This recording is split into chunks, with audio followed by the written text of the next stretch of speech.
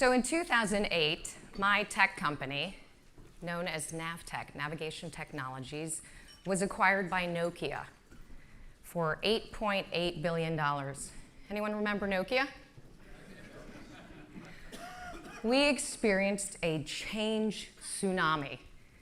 All of the changes, it felt like they happened in tidal waves. New procedures, new systems, new departments, new titles. And in a sea of change, it was hard to maintain stability, normalcy. And my previously tight-knit team, I was the head of B2B marketing globally, and we'd had a very tight-knit marketing team. But in a sea of change, when the cascades of waves are coming, we knew we'd be broken up, we just didn't know where we would sit. So for a while, we all still sat together, knowing eventually that potentially we would be at odds. I can tell you it sucked. It was hard. But in that moment, I tried to maintain some sense of normalcy. I tried to keep up some of the old habits that I'd had, the things that I felt I could control. So every morning, as I passed the row of desks of my marketing team, I would say, "Good morning, everyone." But after 18 months and 4 different bosses, I decided to take a new job. And at my going away party, one of the women who had sat at that row of desks came up to me and said, "I just want to say thank you for always saying good morning, for treating me like a human being, as if I still mattered. You have no idea what that meant to be acknowledged." And sometimes it's in those unexpected moments of connection that we remember that we're human beings, that we're reminded of our humanity. That as humans, we connect with other humans by valuing other humans. And I feel that in my work, it's very funny, transformational guru, but in my work, I've seen the term value take on outsized proportions. Businesses are constantly looking to increase value. Shareholders are expecting maximum value. Private equity are scrutinizing for optimal value. And Wall Street is continually expecting increased value.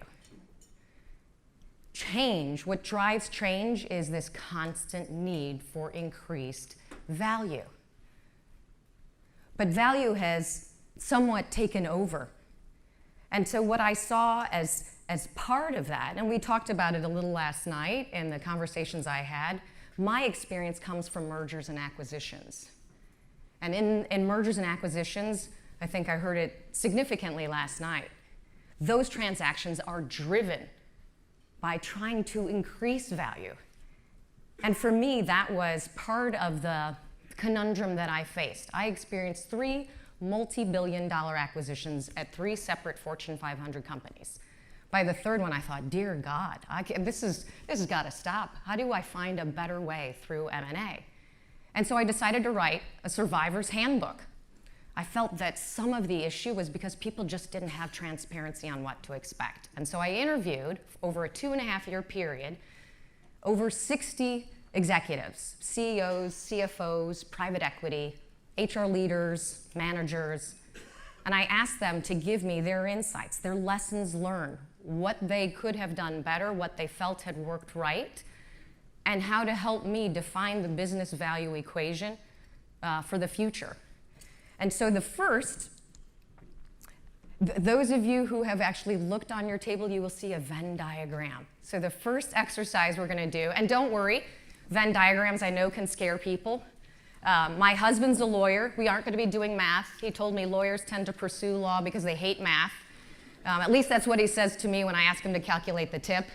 So fear not, this is going to be a little bit of fun. So this is the business value equation, and I'm going to ask you to put in the first circle the company. These were the parts, these are the critical pieces to the business value equation.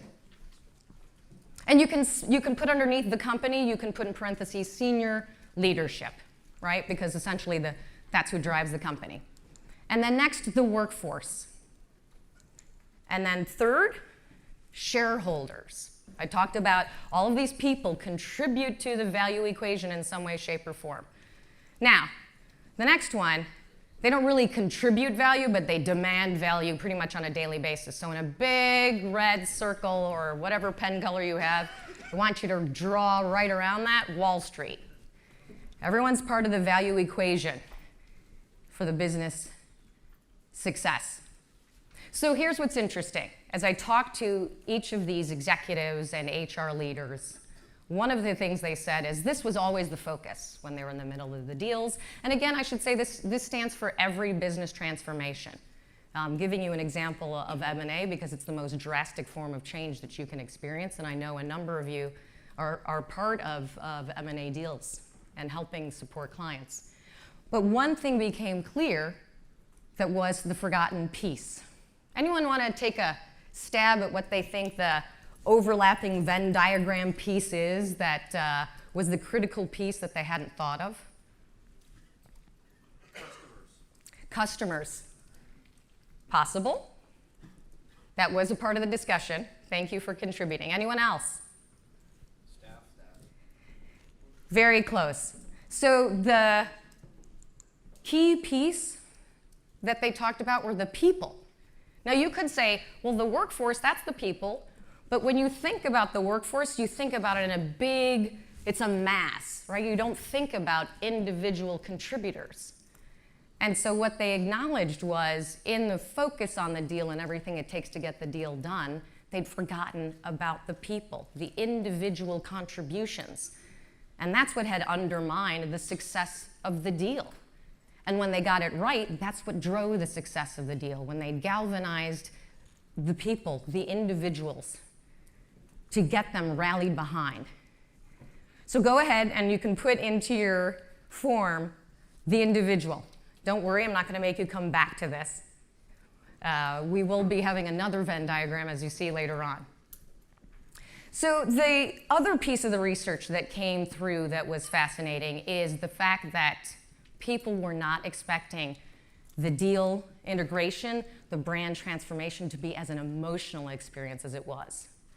These are, as many of you know, I'm probably speaking to many who have dealt with it as well, rational thinking cannot be applied to an emotional experience.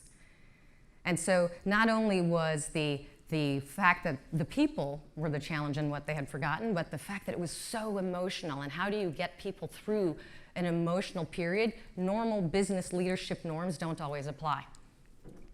And so these are the things I want to cover as part of our discussion.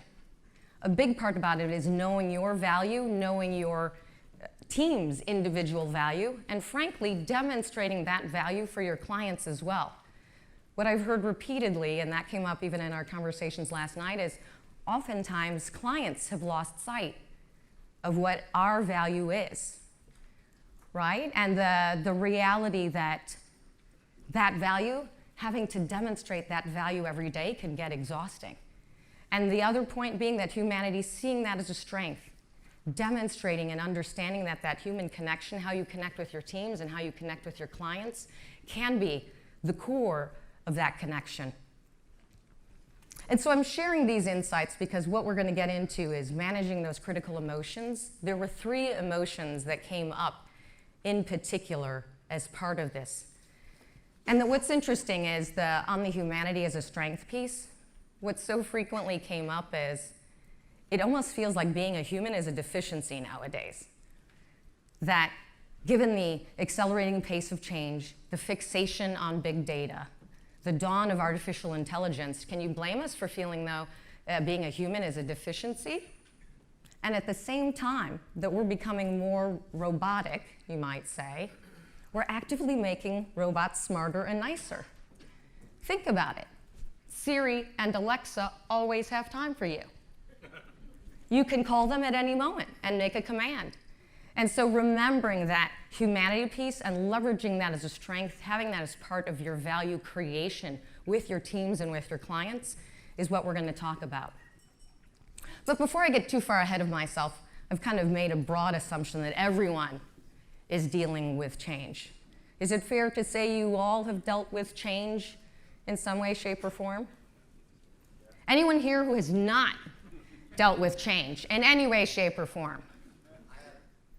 Oh, okay. Well, you are my two exceptions. So I've got $10 here.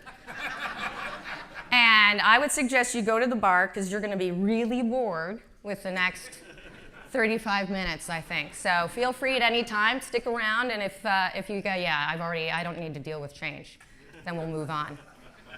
Okay, so the next piece of your exercise, you'll see a box at the bottom underneath your Venn diagram, and it says the effects of, so I didn't want to give it away right away, put in the effects of change. And you'll see underneath that there's three aspects of change that we experience, witness, or are part of.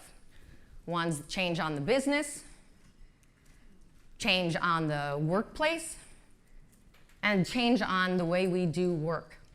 So I'm going to give you a minute to fill that in. I want to bring you into the change orbit and just think about, okay, how has change affected me? How have I seen it affect my business? How have I seen it affect the work that I do? So just take a minute and fill that in. Okay. So let me ask, did anyone write anything positive about change and the impact of change? Do I have a brave soul who said, I'm loving change? Yes? I think it's fantastic because with change comes opportunities. You just have to be ready to take them. Right. Absolutely. Anyone else? Change is only positive if you're in control of the consequences of the change. Otherwise, you're more the passive result. Mm-hmm. Okay if you can influence the outcome. So if everyone hear that, change is okay if you can influence the outcome. So two very good points. Anyone else have a positive one? Okay. How about some of the things you see that are affecting the way you do work? How clients are reacting? Anyone like to share that? We had some very brave souls to share the positive. How about the other implications? Stressful. Stressful? Absolutely. Were you just scratching your chin, or are you trying to raise your hand? I'm scratching my chin. Okay. I don't want to unintentionally call you out. So one of the things I heard a number of times last night is technology, the impact of technology. You have robo-advisors, you have algorithms essentially replacing tasks that humans used to do. And that's having an impact on relationships, particularly with clients. The way you used to learn a client's business is now being done by technology. Yes? Change creates a driving force that either enables you to improve your business and also puts you in a sink or swim position. The nature of change is to cause change. Right. And you have to be able to react to it and deal with it either in a positive way or fold up and die. Yeah, absolutely. And the comment that was made earlier, change creates opportunity, it's a big part of the book that I wrote, because oftentimes the majority of people don't like change. They resist change. They hold on to the past, and by holding on to the past, they don't see the opportunity ahead of them. And that's a big reason, frankly, that was the motivation for me to write the book, is to be able to see that opportunity and navigate through the change that you experience. Did anyone else have anything burning that they wanted to share? I want to make sure I get back to you if you did have a comment and I cut you off. I was really just scratching. Okay. Understood. Okay, so in the research, 3 emotions, the CEOs, the executives, private equity included, said there were 3 emotions that how those emotions were managed and handled during the course of the business transformation made it successful or a failure. So I'm going to ask you, just think, I hope I'm not trying to create PTSD for anyone, but I want you to think about a change experience you've had or something you've seen your client go through. They were going through massive change. And think about the feelings that you think come forward and emerge as part of that. So the 3 emotions that came forward were fear, trust, and empathy. These 3 emotions either helped someone to navigate or not. And if they were overwhelmed by the emotion, they were doomed in terms of their ability to succeed. So you will see on the flip side of your handout another Venn diagram. For me, it always helps, I think, particularly for visual learners, it helps reinforce the key takeaway. So the first thing we're going to talk about is fear and how fear manifests. So you will see on your handout, it says to the side there, how does it manifest in times of change? So how does fear manifest in times of change? If you can write down what you've observed, what you've experienced, and fear not, I'm not going to make anyone speak out loud what their answer is on this. So we just kind of want to ground you in what fear does in an organization and how it affects people when they're going through change and transition.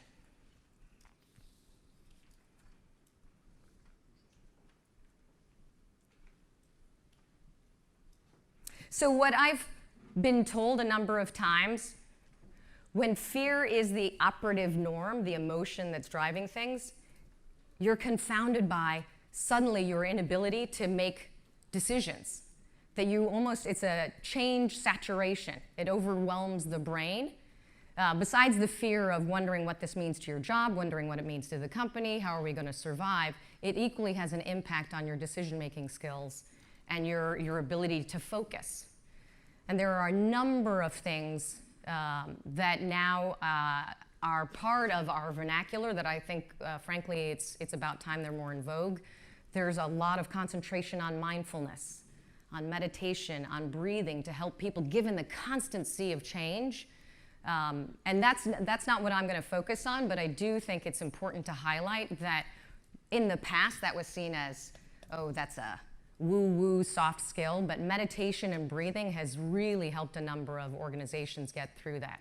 What I focus on, and particularly what's important in the book, is what change does to people and what fear does to people, because people do some crazy things when fear is the operating emotion.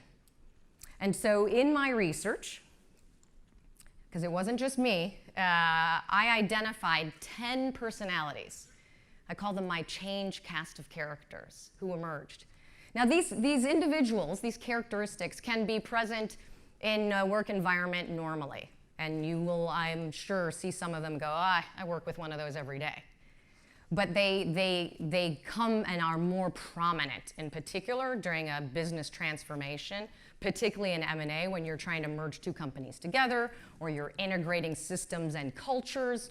All of that brings out not necessarily the best of people. And so that's what all these boards are about. I'm going to introduce you to my cast of characters, and we're going to have a little fun. The lesson here will be in not only identifying the personalities that emerge, but how you might work with them, how you might help them if they're a client.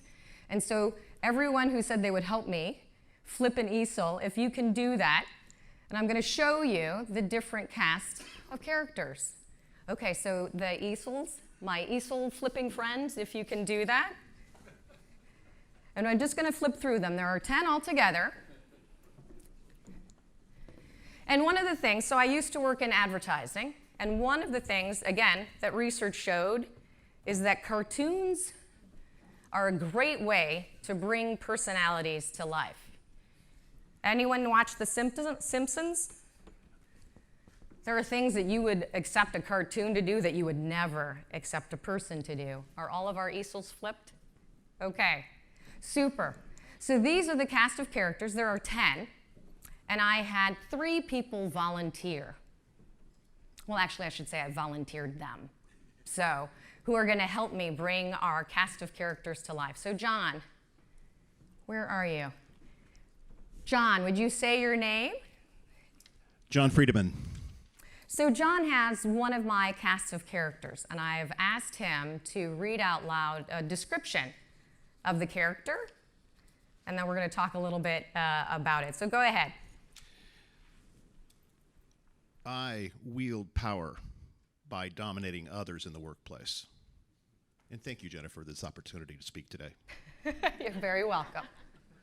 Since our setting is corporate America, my domination is mostly verbal. I tend to have a fairly significant role in the organization, and frankly, I enjoy wielding my power over others. I managed to maintain my position because, and you can choose one of these, everyone is scared of me.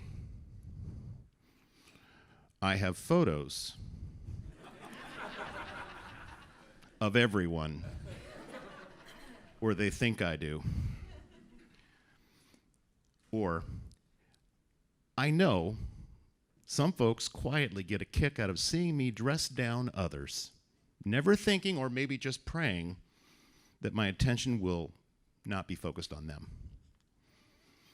All of this is to demonstrate that I have the power in this relationship, and it's a power over you. So John, who do you think of these cast of characters best represents what you just read? Do you want to walk around and then hold it up? I have to see the ones over here. This one loves people. That's definitely not me.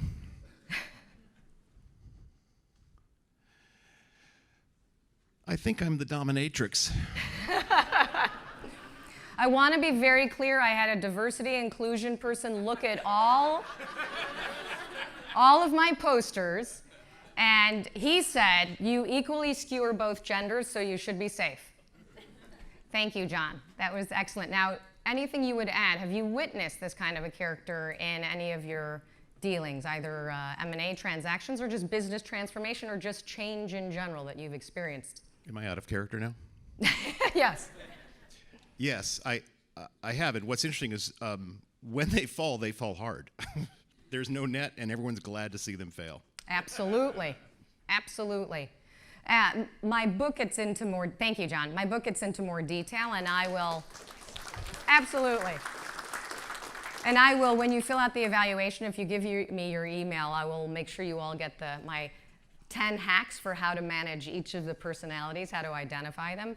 But what is interesting, and John hit the nail on the head, they really don't care about your opinion. Now, they can be a force for good when you are really trying to drive through change.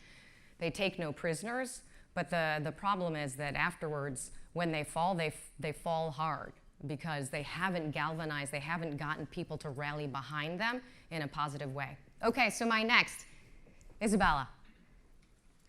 Again, I kind of volunteered people, but they've been great sports. So Isabella, if you can read your character. Okay, some people are going to say I'm really talking about myself. So who am I? This personality believes they know it all, and they go out of their way to make sure you know they know it all. You can spot them in meetings because they are vocal in the discussion with everything they have done or led and how it was successful. They rarely highlight their failures unless they bring it up to say how much they learned from it to pursue their next great success. They are been there, done that type of person. In M&A situations, it will make you wonder why the hell you were acquired, since these guys seem to know it all, seem to know everything. That's because this particular character never thinks to him or herself, why did we acquire this company? They must do, produce, provide some type of service we don't, and they must do it better. Okay, so who of the cast of characters that have been revealed, do you see? I just want to see the turkey behind there.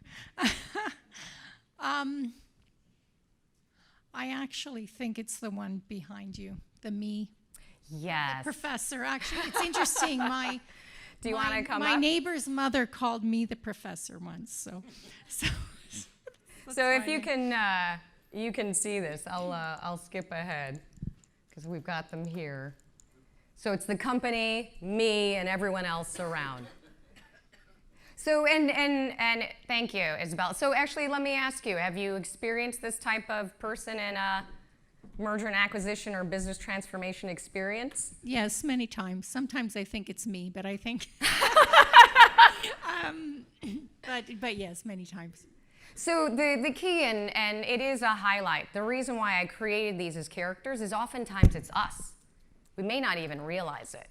And so part of this is to identify, and I created them as caricatures, but we can tend to be a know-it-all. And why a know-it-all can be destructive particularly, again, in an M&A situation or business transformation, is they shut down the opportunity to collaborate. They really don't listen, they don't pull people in, and particularly when you are trying to bring cultures together, a know-it-all can be destructive. And so what I often say in coaching and counseling, right, when I'm talking about these cast of characters and to have fun with senior leaders, is to talk about, don't be the know-it-all. Show respect for the other side. This is a transformation that requires you to really look at what the other person can contribute. And when you're working with a know-it-all, stay firm and confident in what you know, and eventually you will have the opportunity for them to see that there's more than you know than perhaps they had been listening to. So it's a personality type that lives well beyond the business transformation, but it's important to know about them. So Juan, you are my last person, my last volunteer. Well, who I am. Prior to the merger acquisition or business transformation in general, this person was the guy. They walk on water, everything they touch turned to gold. If he or she was in sales, they closed the biggest deals. If a product person, they launched the most successful products. Or a marketing leader who turned the brand image into great sales success. Their whole identity is defined by how well they do and are perceived within the company. That can all change when the landscape shifts post-acquisition. What they thought was important and valued seems to have changed, and they struggle with redefining themselves in this new world. It's like watching a rock star who has suddenly learned that the top 5 songs on the Billboard 100 are disco. I have to see the one that is back there. Let me see. Absolutely. This, no. Does everyone know disco? And what I should say, I want to highlight, these are universal characters. I interviewed people globally, so this is not just American-oriented characters. Consistently, when I spoke with CEOs and CFOs, private equity, they said, oh yeah, we've seen this, it doesn't matter what nationality. Okay. Yeah, I think it's that one. It's kind of sad right now. Would you like to come on up and... So Juan, have you dealt with this type of character potentially? Yes. After the merger, after acquisition, he turns to be that is not as good as Yeah. he think it was. Yes. And this is probably, thank you. Anything else you wanted to add? You're just happy it's over. The tough part, and really the former rock star, I think everyone has seen this happen to an individual where they've been on top of their game. They have driven the company. They have been that leader that everyone looked to. But during business transformation or a post-M&A deal, the metrics for success shift quickly. And if they aren't agile and they can't adapt, it becomes very, very tough for them. They continue to believe that what got them to where they are is going to get them to the next level. And so the coaching that I provide there is oftentimes, particularly, they'll be surrounded by people who have always flattered them and have been supportive of them, and that can be very tricky when suddenly they're not the center. So what I always highlight is when you are working, if it's a boss or a colleague, you're reminding them of the great things that they were able to contribute and do successfully, and how to apply that to the new vision, to the new opportunity ahead of them. As said before, change is great. It can be enormous possibilities and potential, but you've got to pivot and you've got to adapt. You can't slow down and wait. Any questions on the personalities or the characteristics? As I said, I'm going to share with you all when you fill out the evaluation. I will share with you, again, it's part of the book, what are the 10 characters and how to manage them and how to deal with them. Okay, and thank you again. Can we give a round of applause for my volunteers? I know yesterday they were, yes? All 3 of the first 3 are I-centered people. Yes, very fair point. And during the continuation of the organization, if it's the acquired entity, to me suggests serious flaws in the acquired entity. Mm-hmm. So an astute buyer in due diligence would hopefully uncover this and figure out whether that's going to inhibit Right. the strategy going forward, or can it be worked with? Yes. If it's the buying entity, whether that buy-centered culture is going to destroy the culture of the acquired business. Very, very true. And I just want to highlight that. We don't have time for it now, but one of the things that I do reveal, because again, it's all about providing some transparency to how people change, is what are the ways to identify in your senior leaders what characteristic types they may be, because they can undermine the success of the deal if they're leading part of the culture integration in particular. So thank you. I'm really glad you highlighted that point. So next, trust was the other emotion that leaders, when I interviewed them, talked about. And what was fascinating, fear happens almost instantaneously. The moment the deal is announced, the business transformation strategy is declared, fear permeates, but it can be mitigated. Trust can dissolve almost overnight. And that, obviously, as each of you knows, trust is the core. It's the foundation for business success. As part of the handouts, you'll see an HBR article I did about after the merger. Don't let us versus them undermine the success. And what the article gets into is the fact that trust dissolves overnight, and that us versus them dynamic manifests in three ways. The obvious one is our company versus their company. You expect that to happen. But again, in the interviews that I did, what came through were other dynamics. You have senior leadership versus the frontline leaders. That us and them dynamic happens almost instantly, because suddenly you have frontline leaders who did not know the change was going to happen, or even if they knew, they weren't aware of the details to the extent that senior leadership, and that can dissolve trust. And then the last is who stays versus who goes. And what was interesting about that is you'll have people on both sides who think the other side got off better. So in those two, in that scenario of trust and the fact that it dissolves, there are two things that I'm going to highlight. I'll get into more in the book, but two things I want to highlight. When you are looking to build trust or rebuild trust, particularly in an environment of constant change, it's the little things that matter the most, the things that you can control. And my opening story is a perfect example of what that looks like. By simply saying good morning to my team, and I'm not necessarily applauding myself, this came through consistently in the interviews that I did. It's the little things that you do. In my case, because I said good morning, it demonstrated that I was thinking about them in a moment where they didn't think anyone was thinking about them. As I said, change can come in tidal waves, and it's often hard to adopt and feel like you can stop it. So to know that you're being thought of and valued helps to rebuild trust. And then the other aspect that I would want to highlight is transparency. The nature of M&A in particular is that everything becomes cloaked in secrecy. Oftentimes it's mandatory, right? You have compliance, you have legal reasons for it, totally understood. But there are aspects of it too where people are just trying to figure out what the answers are. And so there becomes almost a block.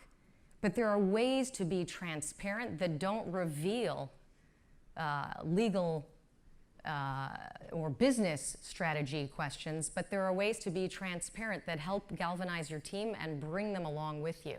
In one interview in particular, he'd gone through 6 M&A, 6 mergers and acquisitions, and he said the leader that stuck out to him the most was the leader who said, listen, I don't know if we're going to be as valued once this deal goes through. I think we've obviously done a great job in our current business environment, and I am hopeful that that will continue to be valued after the change, but I can't say that with 100% confidence. And so he instructed his team, act like every day is an interview.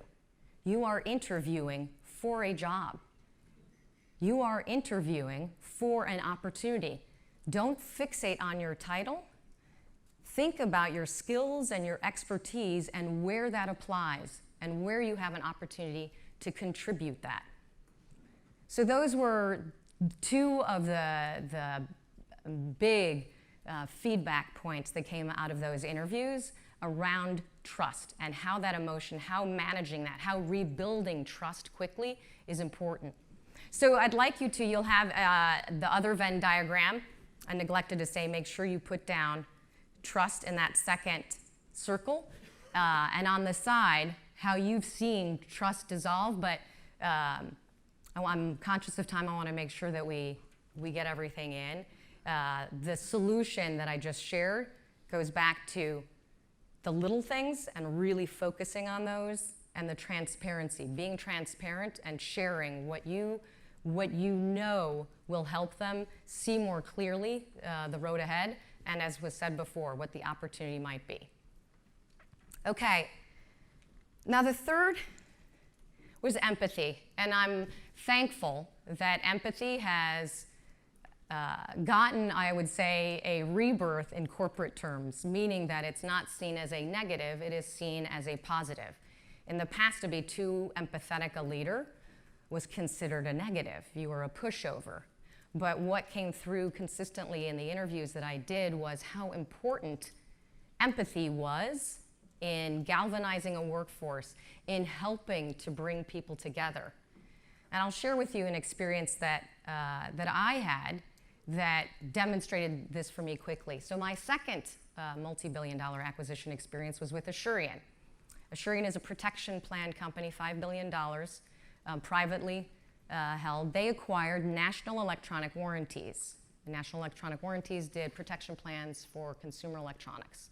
So very smart acquisition on their part, but they really hadn't integrated NEW for almost 2 years. And so when I joined, I inherited a team that had essentially been leaderless for almost 15 months.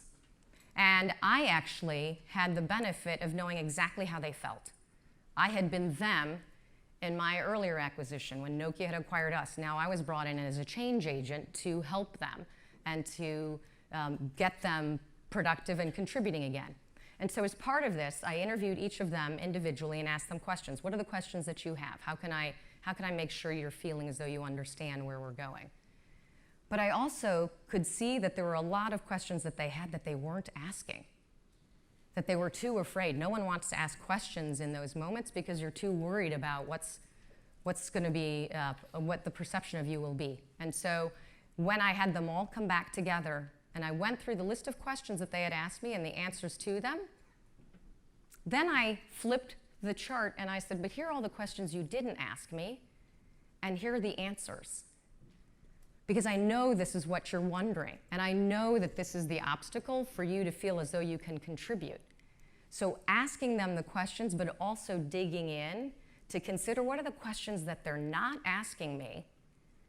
And I talked about this a number of times with the lawyers that I spoke with. The importance is sometimes people are too afraid to ask the questions. Being smart and empathetic and recognizing they may have questions that they're not asking, let me answer that. Now I know that's hard. My husband always says as lawyers, you never ask a question to which you don't know the answer. But in this scenario, being able to identify what their questions might be and answering them. In this case, one of the guys came up to me afterwards and he said, I thought you were a psychic at some point, because how did you know all the questions that we had? How did you identify what we were thinking? And so by having that moment with them and demonstrating empathy, I got them ramped up a lot faster than they would have normally because they understood that I was thinking about them in a sea of change and being able to contribute faster because they recognized that I was on their side. I was trying to demonstrate that I understood their issues and pain.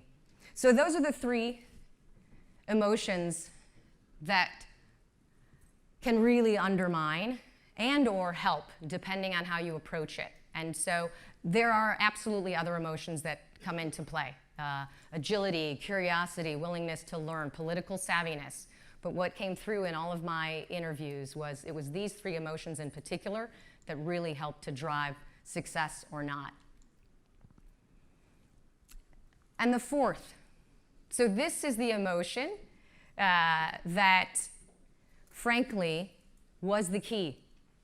And I highlight this because oftentimes, particularly in deal transactions, this is not the emotion that CEOs in particular have coming to the deal, but this in particular was what CEOs repeatedly said to me in their lessons learned. They wish they had come to the discussion with respect for the other side and an understanding of what the other side brought to that, not just from a culture standpoint, but from a business and process standpoint, from their people, recognizing their individual values and recognizing that this deal success relied on having that respect. And the term that I use to help bring it to life is when we think about the marriages that we most admire, they're the marriages where each side shows respect for the other, where you can see that beyond just love, what they bring out the best in each other. And when I spoke with CEOs, they said those were the deals that were most successful. When we looked to the union as a way to bring the best of us together and to be able to optimize and create something new, to see that opportunity, to make it possible. And so I've talked a number of times, particularly last night, 70 to 90% of M&A deals have failed, that being that by the first year they don't achieve the value that had been claimed, but oftentimes that is because of the fact that there wasn't that respect, there wasn't that recognition and an opportunity to bring the full value to life. So in closing, and I know I've gone through a lot of these things quickly. The key for me was to touch on all of the things that came through in the research, to be transparent with what people go through, how they react to change, the emotions that come forward, how the cast of characters emerge. The important thing is to recognize that these personality types are not permanent. People will go back and forth from one personality type to another. But the key is to recognize that fear doesn't always bring out the best in people, and it's an opportunity for you to support and help them through those moments. And I go back to the story I said at the beginning. Oftentimes, it's that connection with another person that reminds us that our humanity is actually our core strength, and our ability to tap into that humanity to help our teams, to help clients understand what the opportunity is and the value that we bring is the strength that no robot, no algorithm can ever eclipse. And so I leave you with that thought. Thank you, you've been a great audience, and thank you again to my volunteers.